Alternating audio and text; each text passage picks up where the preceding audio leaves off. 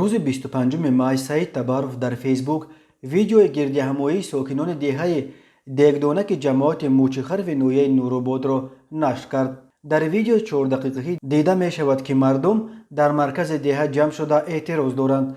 در ویدیو صدای داد و فریاد مردم شنیده می شود و هم دیده می شود که مقامات برای آرام و پراکنده کردن ساکنان کارمندان میلیسا را جلب کردند. مؤلف در شرح سبب اعتراض ساکنان در زیر ویدیو نوشت: این مردم در نویه نوروباد در آخرین دهه دره موچخر زندگی می کنند.